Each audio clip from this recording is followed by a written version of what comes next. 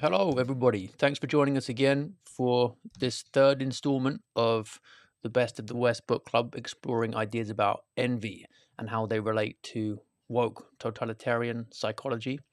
We've looked at Aristotle, we've looked at Aquinas as well, and now we're looking at a man whose thought explored, probably more than anyone else's, the various dead ends that modernity has gone down after the death of God, by which he meant not that he had given any kind of conclusive argument in favor of atheism, just that he'd noticed that God was no longer a unifying metaphysical belief for culture. And he saw more clearly than anybody else that when a culture repudiates its religion, then because its religion is really its acclamation of everything that it values most highly, renouncing that is a kind of cultural suicide. And the West is finding it out the hard way in exactly the ways that Nietzsche outlined it would. So, with me is Dr. Robillard, who is ex Oxford, and I'm ex Eton. I was fired, he left, and together we're exploring some works that we think are neglected in contemporary academia. Dr. Robillard, how are you doing today? I'm doing well. Thanks for asking. How are you doing? Yeah, great. Looking forward to this one with you. We've Yeah, looked same at here. some exciting stuff with the Aristotle and Aquinas. Let's begin with our prayer from Aquinas, the student's prayer. Come, Holy Spirit, divine creator, true source of light and fountain of wisdom, pour forth your brilliance upon my dense intellect. Dissipate the darkness which covers me, that of sin and of ignorance. Grant me a penetrating mind to understand, a retentive memory, method and ease in learning, the lucidity to comprehend, and abundant grace in expressing myself. Guide the beginning of my work, direct its progress, and bring it to successful completion. This I ask through Jesus Christ, true God and true man, living and reigning with you and the Father forever and ever. Amen. Amen. As we normally stress with this prayer, we like it because it acknowledges that original sin wounds us in both intellect and will. And this is why, like Nietzsche, so many secular academics go down dead ends in their intellectual lives, as well as in their private lives too. And if you want to know a bit more about that, look up the way in which Schopenhauer, for example, treated women, treated his maid. Some of this stuff is documented in Paul Johnson's book, Intellectuals, which is extraordinary reading. If you haven't checked it out, definitely worth looking at. So, Nietzsche then, he's got some important things to say about envy. Let's just recap really quickly on a kind of too long, didn't read summary of Aristotle and Aquinas on envy. What did you think was important about those two thinkers? What do you reckon, Mike? I would say that we started off by talking about how the first envious being was that of Satan and his envy of Eve and Adam in the garden and his desire for a gratuitous harm to be done to them such that it's gratuitous because it wouldn't benefit him at all. Like he could just walk away, but instead he wants to bring ruin to something that is beautiful and to something that is pure and something that is good. So there's something about envy that is, it's the pain of seeing others that are doing well, um, and to bring them down. It does nothing to elevate your situation. It's just adding a gratuitous harm into the world irrationally so. And so that is one element that we explored, and then we also got into the distinction between envy and jealousy, and how it is that uh, jealousy is distinct from envy insofar as there's like it's a three-way relationship rather than a two-way relationship, and jealousy isn't so much a wanting of the competitor to be brought down, but just I guess how do you explain? How did we explain that distinction? No, that's. I think you were on the right track there with that one. So it was jealousy. You would want the woman that another man has for yourself. Envy, you just don't want him to have her. So jealousy Correct. Yep. focuses on a particular object that you want, whereas envy is just out of spite, wanting Yep. to take it from someone else, even though you don't want it for yourself. Hmm. Right. Right. Okay, and then building on those ideas, which are Aristotelian, Aquinas agreed with them fundamentally and added some Christian insights about how envy, like pride, is one of the, properly speaking, demonic sins, because all the other five of the seven deadly sins have some kind of fleshly component to them. Hmm. Whereas pride and envy, those are the ones that the devils commit. You mentioned that this is satanic. The sight of Adam and Eve in the garden pains Satan. And Aquinas also explained how envy strikes at the heart of charity and love of God and love of neighbor, because those two things are, well, love of God contains love of neighbor Hmm. within it. Okay, now Nietzsche, who applies this to social problems in a way that hadn't really been done before, comes up with this idea of the slave morality. And I've got some fundamental objections to this that we can get into later. I think, like most of Nietzsche's thought, it ends in ultimate incoherence, because once you get into this relativism where there's no moral standard objectively, then it's only one or two steps from there to nihilism. And that's the big problem he was wrestling with his whole life and never was able to solve, nor have any of his followers solved since. Hmm. But he says, and this is him writing about envy in Beyond Good and Evil. This is a mixture of me paraphrasing and quoting. There is another kind of pity which makes man smaller and is born of sympathy with those addicted to vice, and with the grumbling and rebellious elements of society more generally. And he thinks this is a kind of false pity. So he writes that everything that elevates an individual above the herd and intimidates the neighbor is henceforth called evil, and the mediocrity of desires attains moral designations and honors. Eventually, under very peaceful conditions, the opportunity and necessity for educating one's feelings to severity and hardness is lacking more and more, and every severity, even injustice, begins to disturb the conscience. What do we think is important here as it relates to contemporary ideas about social justice, for example? He says there that every severity, even injustice, begins to disturb the conscience. That's a description of a society that is so soft it no longer believes in any kind of punishment at all, right? Yeah. Yeah. Exactly. That sounds very much like the social justice moment that we're in. Yeah. And what about this idea of everything that elevates an individual above the herd is called evil? That sounds like envy, doesn't it? So if you see someone who's at the top of some kind of hierarchy and is elevated, then that's a bad thing. Yeah. I guess this is also exemplified in the social justice movement that we see right now. This uh, yeah, complete suspicion of anything hierarchical is it's regarded as being prima facie unjust or unjustly acquired, and some sort of egalitarian ethic warrants its leveling.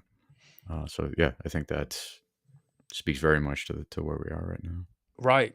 And the distinction we've been making a few times is whether it's really a sense of injustice that is at the core of this egalitarianism, and that's the objection to hierarchy, or whether it's not about justice at all, because they don't mind hierarchy if they're at the top of it.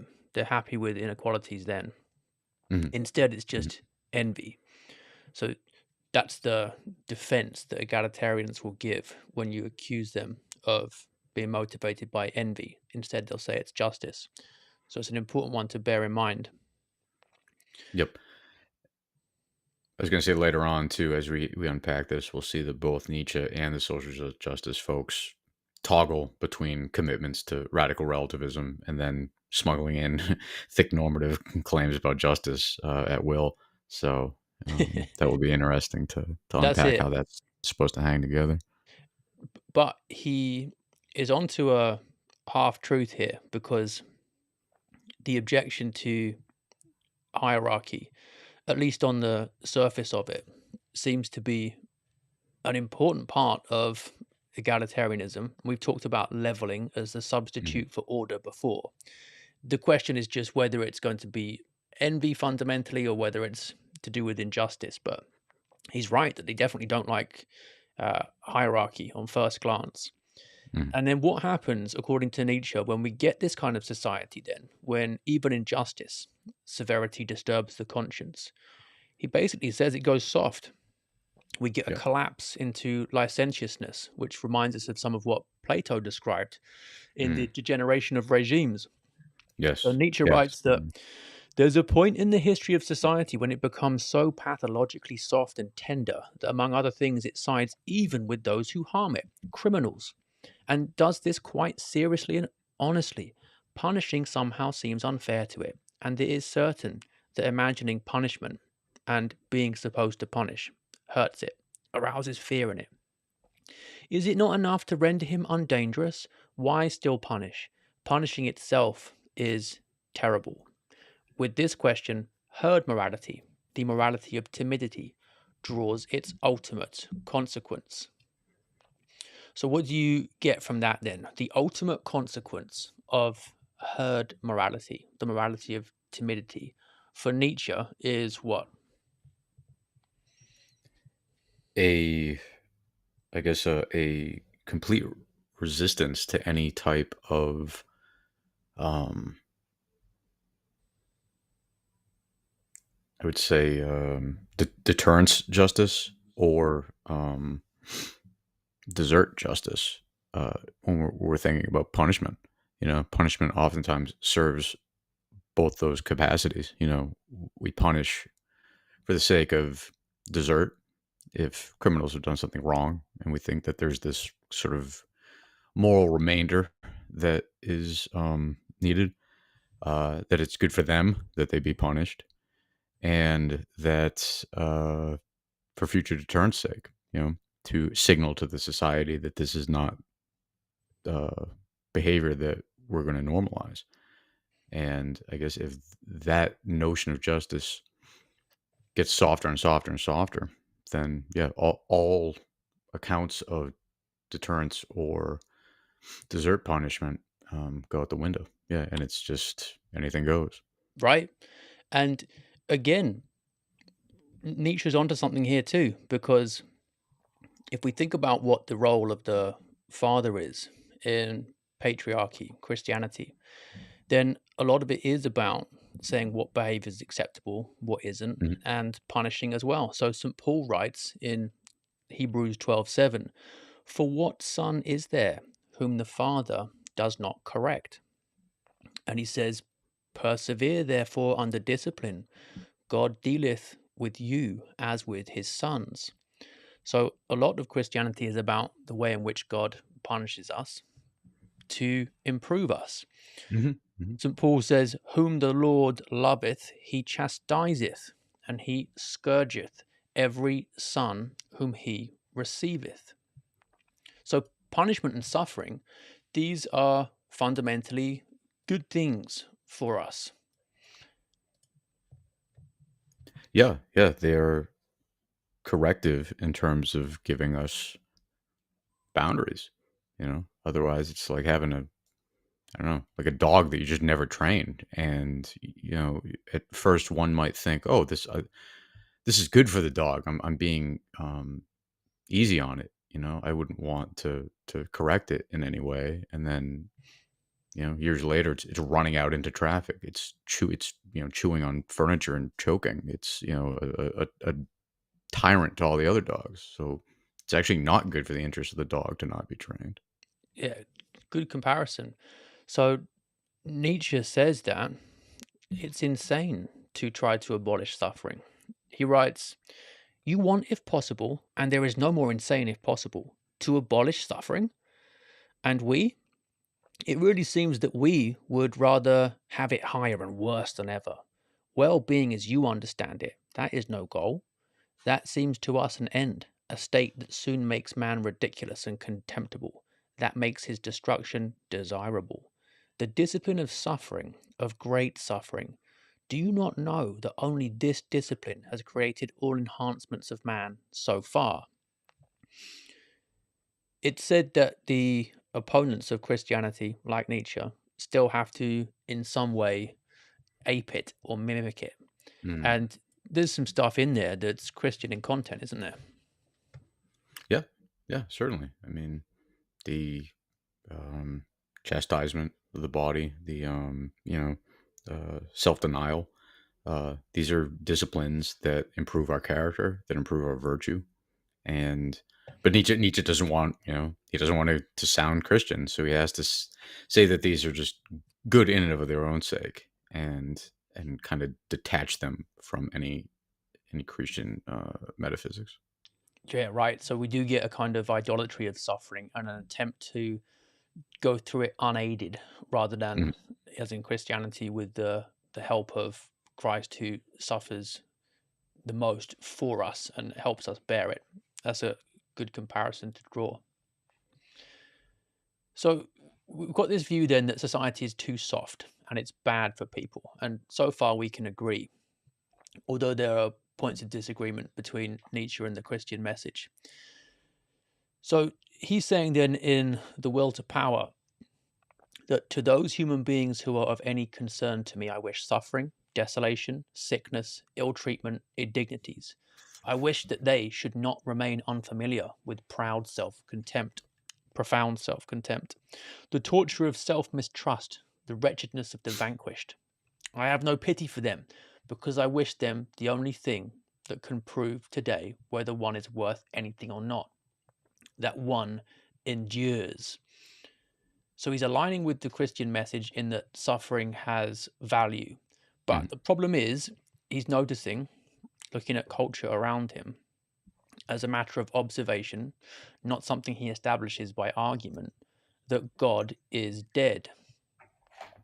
Shadows must soon envelop Europe. There's going to be a sequence of breakdown, destruction, ruin, and cataclysm is now impending, he writes. It's a monstrous logic of terror, an eclipse of the sun, whose like has probably never yet occurred on Earth. Can you remember those buses that were around London a while ago with the big sign saying, "There's probably no God now, stop worrying and enjoy your life"? No, Yeah. no, that was wow. I never heard about that. Yeah, it was like an ad campaign run by one who did it. It was linked to the New Atheist, so I remember Dawkins was talking about it as a good idea.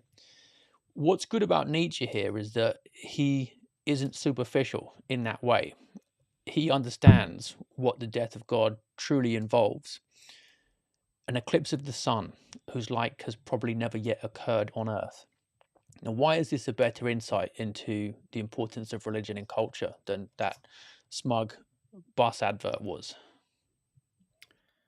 I think he really does understand the true entailment of that, of removing God from the ontology and worldview of the European world. So it's even worse than an eclipse of the sun. It's a removal of the sun from the solar system, and everything sort of flying apart after that fact. So it's not in the short term. Yeah, it might be have your fun, you know, go fornicate and drink and be merry, uh, do what thou wilt. But you run that over a long enough time period, over an entire culture, then it's going to be civilization flying apart at the seams. It's not going to be fun at all. It's going to be uh, Mad Max, or a Rainbow Police State, Yeah, exactly. or And or two world wars.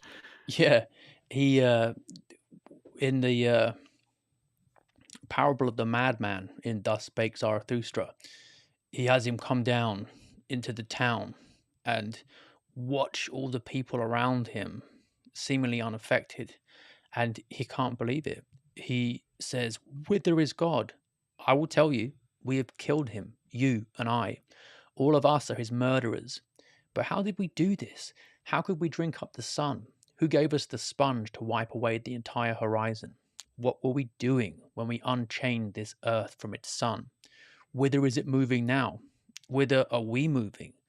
Away from all suns. Are we not plunging continually, backward, sideward, forward, in all directions? Is there still any up or down? Are we not straying as through an infinite nothing? Do we not feel the breath of empty space? Has it not become colder? Is not night continually closing in on us? God is dead. God remains dead, and we have killed him. I like the imagery there of, is there still any up or down? It Mm. reminds me of what we talked about looking at the last superstition with the importance of natural law and how God is the ultimate ground of truth, capital T, value, purpose. And once you take that away, then you're left without any transcendent reference point. Hmm. You are, which is an interesting thing to bring up because if Nietzsche actually subscribes to that, what's he so bent out of shape about? You know, like he seems quite tormented over this, and in a lot of his writings, that there's some comparison class that we're referencing things towards. Um, I wonder what that might be, but he can't ascribe to it on his own terms. But he seems quite bent out of shape that this is normatively not a good state of affairs. But then he's going to later on deny that there is any objective normative grounds to to reference. Exactly, that's it. And we'll get on to what happens to the remnants of Christian morality once Christianity itself goes. And that's where some of the really interesting insights into envy and woke come from. Mm, But to fully appreciate that, you have to understand what, in Nietzsche's view, religion means for culture. And he has a great answer to that in The Antichrist, when he writes that a people that still believes in itself retains its own God. In him, it reveres the conditions which let it prevail, its virtues. It projects its pleasure in itself, its feeling of power, into a being to whom one may offer thanks. Whoever is rich wants to give of his riches. A proud people needs a God. It wants to sacrifice. Under such conditions, religion is a form of thankfulness. Being thankful for himself, man needs a God. So, a healthy culture, a strong people, has that religious urge to give thanks and to sacrifice. I like that phrase that in the God of a culture, the people reveres the conditions which let it prevail. A proud people needs a God. So, thinking about this, then, if the West is post religious, if it's secular, are we surprised that it's no longer proud of itself, that it wants to attack its own heritage? right. Yeah. Yeah. I think it's a complete entailment of that. Yeah. Of that losing that transcendent reference point then doesn't give any reason to be thankful or grateful for what one has, for the sacrifices of one's ancestors, or the heritage of one's nation, or the artifacts of one's culture. Suddenly these things, they're either arbitrary, or they're suddenly a source of embarrassment and a source of shame that now people are like aggressively trying to undo. And I think that is ultimately, it gets back to a falling away from patriotism, which is still a falling away from the Father above that. And yeah, so this all seems just like a logical consequence of turning from God. Oh, I like that a lot. So, if religion is a form of thankfulness, then atheism is a kind of bitterness and resentment. That Mm, goes well with how we can relate these ideas to the woke mentality and envy as well, which is that when you look into your past and the achievements of your ancestors and you see things that they created that you can't match, you can't approach, then the urge is out of envy to destroy, to tear down. And that's why Marx, for example, had his favorite line, everything that exists deserves to burn, from Goethe's Faust. mm. So we see the impulse to attack the tradition in terms of envy because there's no longer thankfulness but only bitterness instead. Yeah, which oddly has its own morality to it. You know, it's like what? Why not just be neutral? You know, so this is what I've never understand on the this atheist nihilist relativist view, where suddenly this thick normativity of we ought to tear down the past, where that thick ought comes from. Still to this day, I don't understand where that comes from or how they justify it. Yeah, I don't think they can give a coherent answer to that. Um, Nietzsche's good pointing out that culture collapses when religion does, because he says, how much must collapse now that this faith has been undermined? Because it was built upon this faith, propped up by it, grown into it. For example, the whole of our European morality. So he Mm, writes that the time has come when we have to pay for having been Christians for 2,000 years. We are losing the center of gravity by virtue of which we lived. We are lost for a while.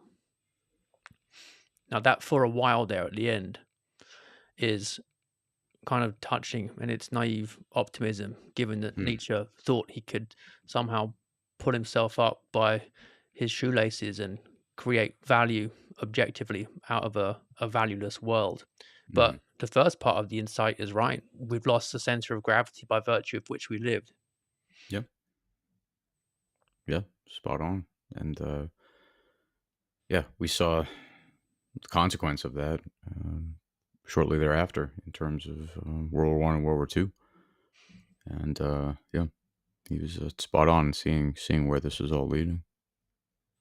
I've forgotten which one of his biographers it was, but one of them had the insight that all the fundamental conflicts of modernity that really reached their fullest fruition after Nietzsche's death had already played out within his own mind and heart. Mm, And that was one of the reasons why he went insane, in addition to syphilis, likely, most people say.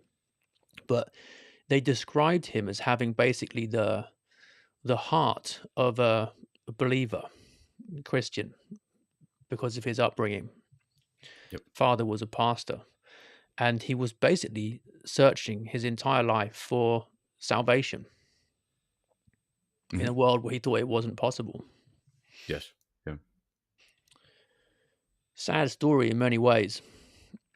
Now, he attacks the Christian ideal as, in his view, based on envy. And we can give some comments on this in a second.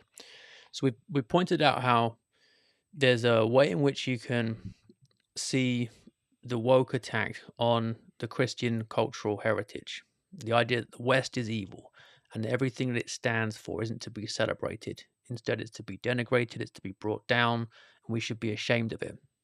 You can see that as a form of envy because we have got goodness, truth, beauty in the cultural heritage that is now despised because the values for this have been pulled out from underneath, so to speak, the the whole rug of reality in God has just been whipped away. Mhm. Nietzsche's good at explaining what the consequences of that are. So now everything's going to be trashed. But he says that the Christian ideal, in his words, is attempt to make the virtues through which happiness is possible for the lowliest into the standard ideal of all values. And he outlines how through Christianity, the individual was made so important, so absolute, that he could no longer be sacrificed. But the species only endures through human sacrifice. All souls become equal before God. But this is precisely the most dangerous of all possible evaluations. If one regards individuals as equal, one calls the species into question. One encourages a way of life that leads to the ruin of the species. Christianity is the counter principle to the principle of selection. And what do we make of this idea? The Yeah, when I individual read is this, absolute. say again. The individual is absolute through Christianity. Nietzsche thinks that's a big problem. All souls becoming equal before God. Yeah, when I read this, it just struck me as a misreading of Christian notions of equality, where he seems to not make the distinction between equality of worth and equality of dignity versus equality of accidents and capacities. And yeah, sir, everybody is equal in God's eyes in terms of having will and intellect and dignity and equal worth. But what comes out of that isn't a thick normative demand that all persons of equal capacity be leveled, right? And that all hierarchies that generate because of differences in capacity be leveled. And I just think that that's just a misreading of the Christian notion of equality. Yeah, for sure. Christianity is hierarchical at its core. There's hierarchy in heaven, God at the top, and then various grades of angels underneath. There's even hierarchy among the saints and individual souls as well. People Mhm. don't all attain to the same level of holiness. So I'd agree with you. It's a misreading of what equality entails. But it's got in a nutshell, the beginning of his objection to this, which is that he wants selection, he wants ranking. And Mhm. when he thinks in those terms, he is beginning what this next insight outlines more fully, which is that the universal love of men is in practice the preference for the suffering, underprivileged, degenerate. It has in fact lowered and weakened the strength, the responsibility, the lofty duty to sacrifice men. So he's worried that the weak, in other words, now being valued more highly than the strong are. So he says, what is Mhm. it that we combat in Christianity? That it wants to break the strong. What is good? Everything that heightens the feeling of power in man, the will to power, power itself. What is bad? Everything that is born of weakness.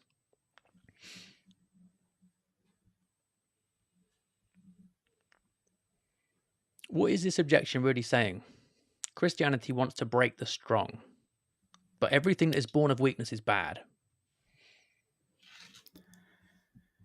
I think this is presuming a lot of background assumptions as to what we mean by strong or weak or power. And that's those presuppositions that never quite fully makes explicit are what's doing a lot of the is motivating this view. And it's not obvious as to like, well, what exactly is something that's strong? What exactly is something that's weak on a Nietzschean view? I mean, we can tell you that on an Aristotelian view. We can tell you that on a natural law view. On his view, if you've cleaved those things out, I want to know now what exactly is strong or weak or powerful. You know, if it turns out, for instance, that the I don't know what Nietzsche's going to call the weak or the lowly are able to get their own way and best the strong, then it will just be trivially true that that group will just be the strong. Then there's just no on his view, there's no reference point as to what makes something strong. It just will be whatever succeeds, whatever survives will be the strongest by stipulation. Right. And I think that lands him in incoherence eventually. But Mhm, he is onto something important here when he says that once you've given up the Christian faith, then your right to Christian morality goes with it. He says Christianity is a system, a whole view of things thought out together. And the big question that Zarathustra asks is, there are no higher men. We are all equal. Man is man. Before God, we are all equal. And then he comments, before God. But now this God has died. And before the mob, we do not want to be equal. So once the Christian foundation of equality, as in we're all made in the image of God, disappears, mhm, mhm. then what grounds have you got for it? And I think this is a genuine problem for modern egalitarian views who try to keep that equality going as a kind of Christian heresy, but without God.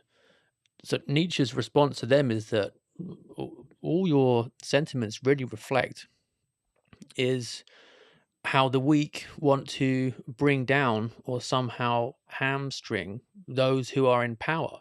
And why did they want to do that? Because they are resentful and envious. That's what he thinks is going on in Mhm, the movement to try to achieve cultural takeover, for example. mhm. Yeah, I think that's a decent assessment of the secular egalitarians' motivations and their own incoherence. But yeah, I think his almost flip side of the coin,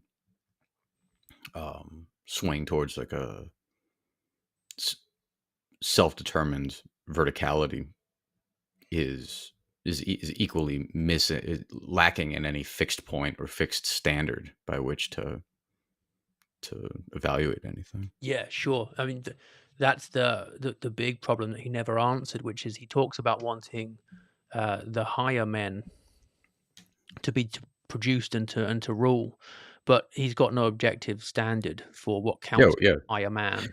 What counts as higher, man, and why? Who cares? Why ought why ought that to be the north star that the individual or the group operates by? That's it. Yeah, the North Star metaphor. That's important because after the eclipse of the sun, after God's been taken out of the sky, Nietzsche wants to get some kind of North Star, but he can't. And what I like about this is it is pointing out how so much of the woke mindset, which is ultimately a logical development of the vision of liberalism, is about taking components of Christianity Mm, and mhm, removing them from that context and then pushing them to extremes. mhm. And then they end up as ultimately Christian heresies of some sort. So he writes Yes. that the democratic movement is the heir of the Christian movement. In what way is that true? The democratic movement is the heir of the Christian movement. Can you see any connections there? I guess if you're going to see modern liberal democratic, constitutionalism emerging out of the Christian intellectual tradition that values individual autonomy and individual um, agency and subsidiarity as being important features of political life, then as opposed to just everybody, I don't know, bowing to a pagan warlord, for instance, um, then yeah, you could. There's some sort of just so story that you could tell saying that liberal democracy is immediately downstream from Christianity. Right. And makes the same mistake that you commented on earlier in how Nietzsche understands equality in Christianity. because liberal democracy will tend towards that flattening of hierarchy as well, by saying that Yep. it's not just that you are all equal in the image of God.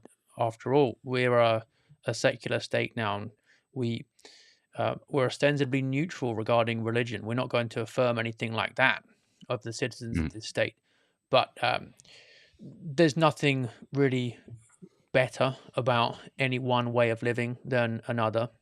There's nothing really better about one set of skills than another. So it's affirming equality in that sense, which is a kind Mhm. of flattening. Yes. Yes. So considering this then, which is his account of how envy motivates some of these tensions between the weak and the strong, then, and how the weak secretly despise the strong and want to bring them down. He has Zarathustra say, "Thus I speak to you in a parable. You who make souls whirl, you preachers of equality, to me you are tarantulas and secretly vengeful. But I shall bring your secrets to light. Therefore I laugh in your faces with my laughter of the heights. What justice means to us is precisely that the world be filled with the storms of our revenge. Thus the tarantulas speak to each other." And what a great image of social justice warriors, right? Yeah. I hadn't thought about that. Yeah. But Filling the yeah. world with storms of revenge. And he says that Mm. the preachers of equality are secretly vengeful. So this is where we get the idea that, not only is gay marriage equal to marriage, but in some way it's better, and Right. traditional marriage needs to be destroyed. The church Mhm. needs to be destroyed. The Western tradition needs to be destroyed as well in universities and in schools. Maybe the family itself needs to be destroyed, because the tarantulas are envious of that too. So the web gets cast wider and wider. I Yeah, I mean, I think that's a part of it, but I mean, this is just in my own, self-analysis of things. I think that like you can allow for some degree of actual compassion or altruism or even, pity for another group or empathy. And th- if that's not it's not if that's not held against, or that's not held in check by a balance of other values, then that compassion can suddenly turn into a tolerance and then an association with these other more pernicious forces, you know? So, I mean, I'm just thinking like, I don't know, if I'm listening to like Ellen DeGeneres in 1993 saying, "Hey, I'm the first female lesbian comedian," like why don't, people stop persecuting me? I think at the time I was thinking, yeah, that's terrible that she's getting persecuted. I'm being a good Christian by being compassionate for her. Now I'm on the left. And then I stop paying attention and I blink, and 20 years later, and that same group is now advocating for the tearing down of Christianity and the nuclear family. Um, it's like a getting on what got me on board with that group was compassion, not envy. I just failed to recognize what it had turned into, if that makes sense. That makes total sense. And Nietzsche has Zarathustra warning about that kind of dynamic. He says, "Mistrust all who talk much of their justice. When they Mm, call themselves the good and the just, do not forget that they would be Pharisees if only they had power." He says that the preachers of equality, really, what we get from them is, this is the quote, "the tyrannomania of impotence clamors out of you for equality." So once they get to the top, once the spite or the envy is allowed to be vented properly, Mm. then you will see the face behind the mask Right, of the right. talk of justice. That's how I Mhm. understand that image anyway. Yes. Yep. So the reason he calls them tarantulas is he says that they are sitting in their holes, poisonous spiders with their backs turned on life. They speak in favor of life, but only because they wish to hurt. They wish to hurt those who now have power. This is envy, Sounds like, yeah, I was gonna say, yeah, it sounds like envy, sounds like human nature in its darker aspects. right? So what happens then ultimately is we've got an undermining of the conditions of social order, especially because, as you stress at the start, we get a mistrust of punitive justice. And this is a kind of um, anything goes attitude, really. So, in that sense, tolerance or relativism is like the gateway to nihilism. Tolerance is the virtue of a people without convictions, is what G.K. Chesterton once said.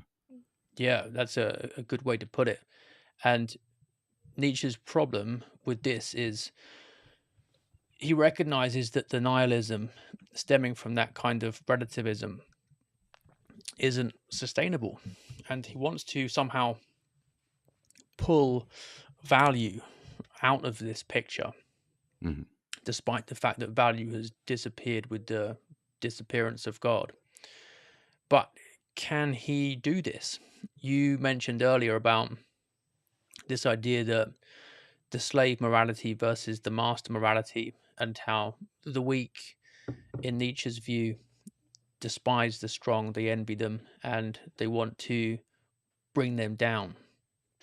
But if the weak actually manage to defeat the strong, which in his view is what happened with the rise of Christianity, then why aren't the weak just the strong in fact? Haven't they demonstrated it by the victory? Exactly. Yeah. There's a evolutionary determinist version of this as well, where you see people, they'll say, well, survival of the fittest. And then if, I don't know, some person or group gets something, that they didn't expect, suddenly there's moral outrage. Well, wait a second, but that group's not fit.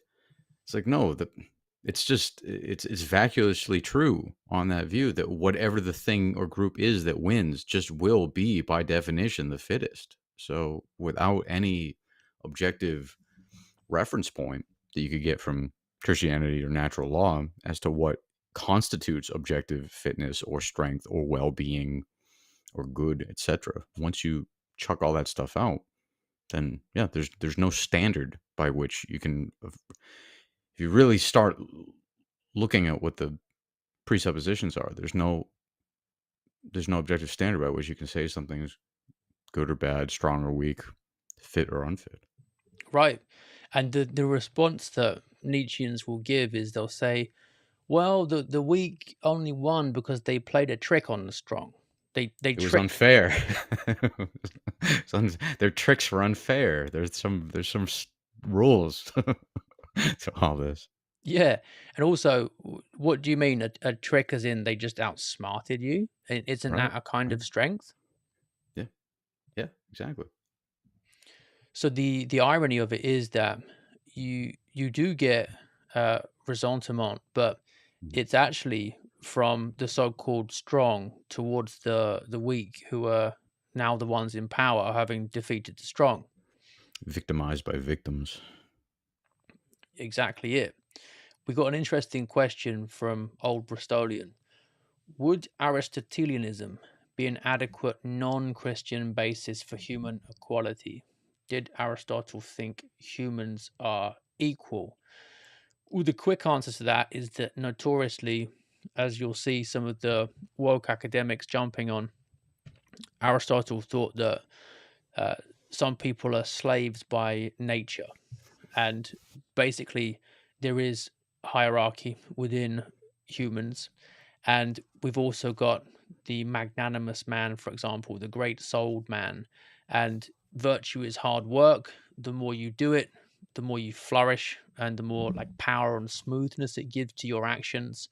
So there really are people who are more fully um, human in that sense, as in their actions are more befitting of heroism, honor, manliness, etc., than others.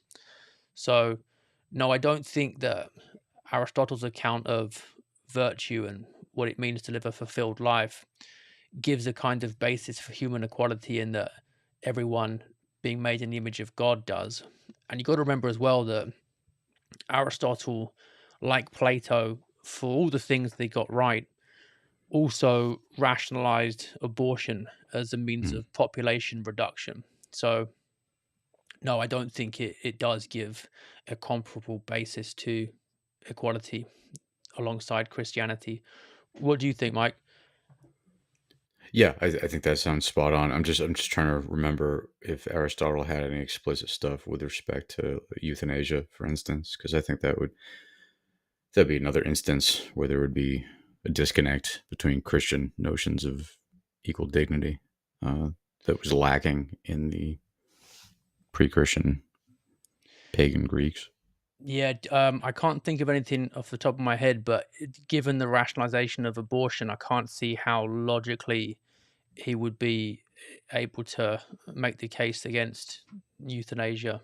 Right, right. The difficulty with all these pagan worldviews is that Christianity gives the fullest answer to why a life of suffering is still a valuable life. People say euthanasia has to come in at some point when the quality of life has dropped below some kind of threshold that they set.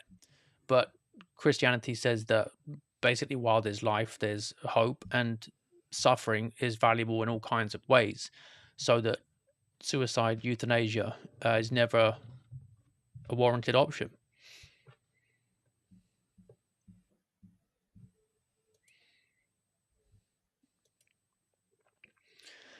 The biggest thing I've got from this so far is the idea that the tarantulas are secretly vengeful when they talk about equality.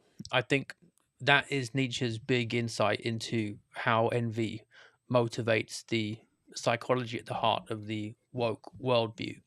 Hmm, hmm. But I think we've also been right to stress how any solutions Nietzsche gives to this idea of what the hierarchy of society should be following the death of God also run into serious problems. Right. So Yes. he's complaining about this, what he calls the slave moralists' obsession with pity. And he sees it playing out in 19th century European politics when he writes that we've got whoever examines the conscience of the European today will have to pull the same imperative out of 1,000 moral folds and hideouts, the imperative of herd timidity. We want that someday there should be nothing any more to be afraid of. Someday, throughout Europe, the will and way to this day is now called progress. I think, again, he was onto something important there. We talk a lot about progress in modern culture. If you listen to some of the more left leaning newspapers and media outlets, and the idea that there's going to be nothing more to be afraid of, that war's going to end, we're going to bring around this bright, shining, golden society of the future, as Bertrand Russell put it. That's the utopian dream, isn't it? And Nietzsche thinks it's just the imperative of herd timidity. Yeah. I mean, it's.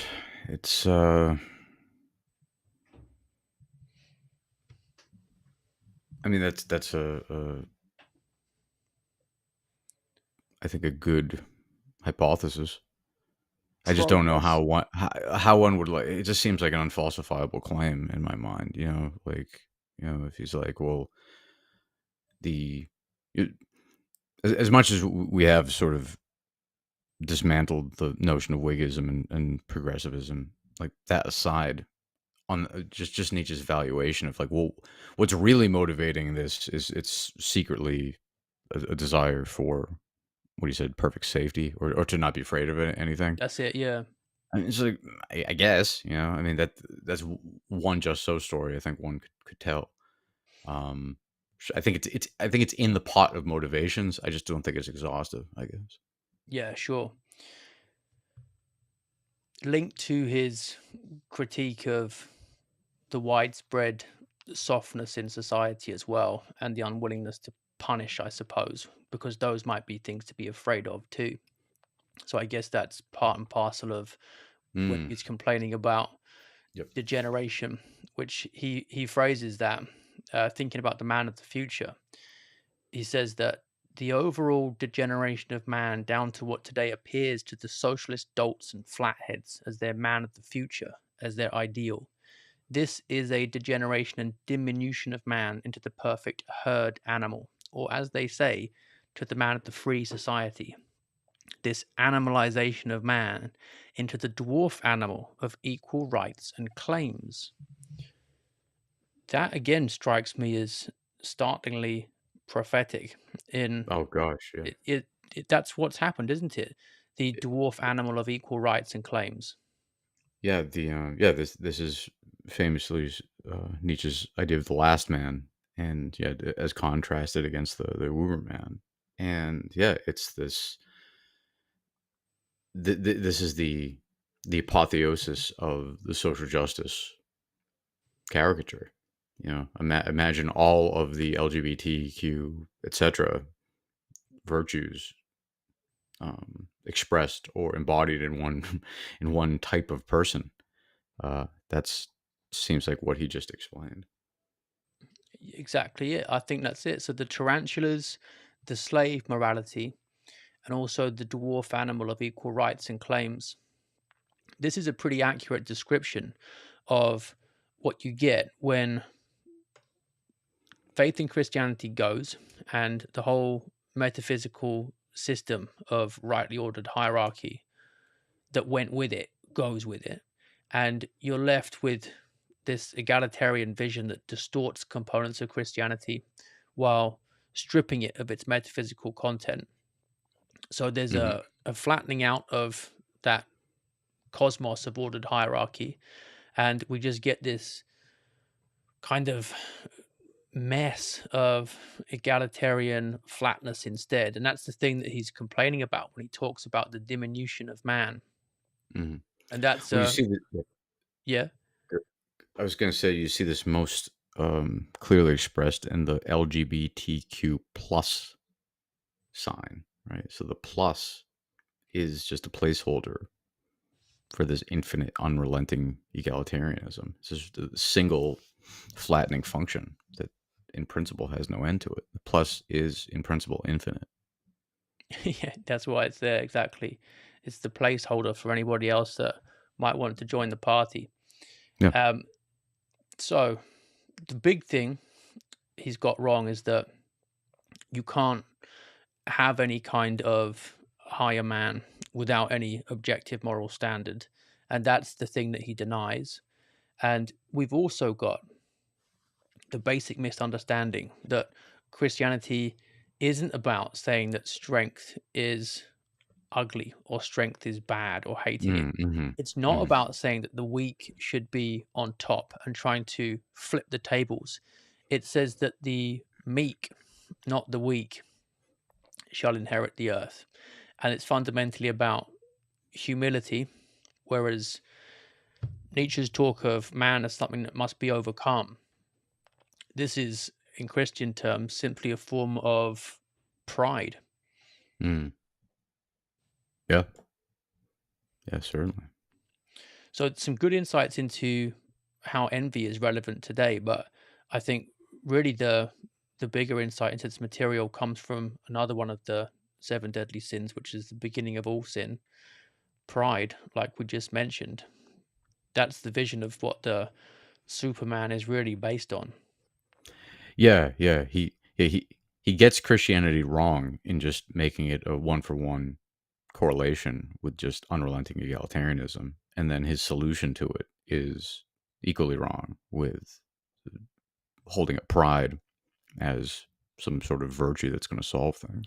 Yeah, and also incoherent, especially when you combine it with things like the fact that he says that there's no truth, only interpretations, and tries to get us to believe that that's true. But Yeah.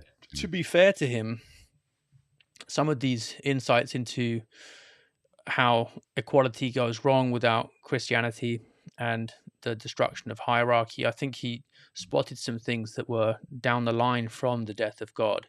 And he acknowledges as well, in a way that the scientific, naturalistic thinkers often fail to do, that you can't just point to the fact that we're alive, therefore our beliefs must somehow be true because they're useful.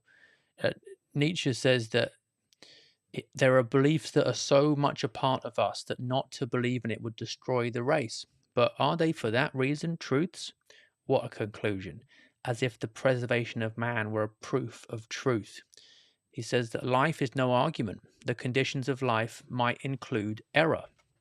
So that is given the argument developed by philosophers who followed him that evolutionary materialistic naturalism ultimately undercuts itself because it's got no claim to truth, really, when you dig into it. Yeah, yeah. I mean, yeah, it needs to help itself the truth to get off the ground. Yeah, but it can't give any kind of philosophical justification for human rationality, in addition to being unable to have any kind of objective meaning, value, or purpose either. Mhm. Yeah, certainly. Yeah, so usefulness even collapses in that incoherence. That's it. Good. Okay, we covered a lot today. So that rounds up the discussion of envy, looking at three very different thinkers. We've got the ancient Greek pagan Aristotle, we've got the Christian Aquinas, and we've got Nietzsche as well, who does a better job than most people of synthesizing what is possible for society and individuals following the death of God, but ultimately ends up with various kinds of dead ends. Great, Mike. Thanks a lot for that. And we're moving on to the next book next week. Awesome. Thank you. Thanks, everybody. All right. Take care. Bye. Take care.